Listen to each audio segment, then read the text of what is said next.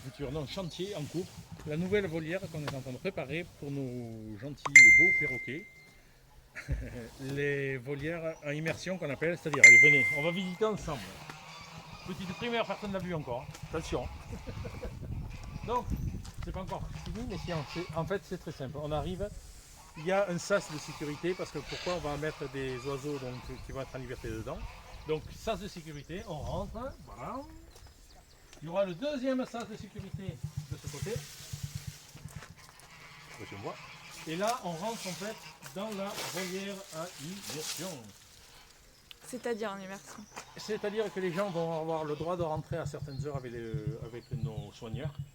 Et il y aura des perroquets en liberté ici. Donc là, c'est encore en cours, mais on le voit bien. Ça fait très haut.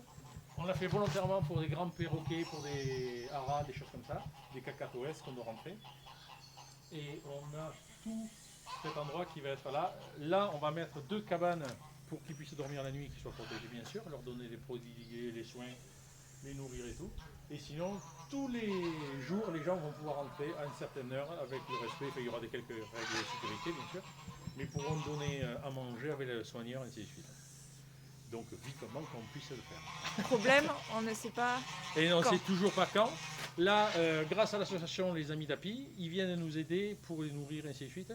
On est en train de finaliser le paysager, c'est-à-dire qu'est-ce qu'on a mis comme plantes, arroser, ainsi de suite, tout préparé. Ce qui est sympa aussi, ah oui, tant qu'on est à la volière, tout le monde a dû entendre parler de Lola, le petit cacatoès qui s'est échappé de casser le culier. Si vous avez des infos, il faut le dire, pareil, nous le dire, parce qu'elle doit elle doit venir vivre plutôt ici, en liberté, dans cette grande volière volontairement. La maman, la propriétaire Florence, qui s'en occupe, qui échappe, j'avoue, souvent. C'est pour ça qu'elle veut venir la voir autant de fois qu'elle veut ici. Donc on va la mettre ici. Donc si vous avez des infos, n'hésitez pas, parce qu'elle est identifiée. Elle a tous les papiers et tout, mais il faut qu'elle absolument, elle a besoin de soins spécifiques propres au cacatoès, donc n'hésitez pas à le dire. Quoi.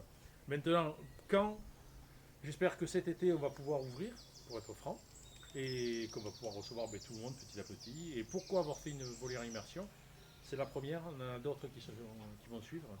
C'est parce qu'en fait, on veut d'abord faire découvrir aux gens les animaux au plus près, pour faire de la reproduction d'animaux un peu spécifiques aussi, comme les cacatoès, comme les haras ou autres, pour la préservation.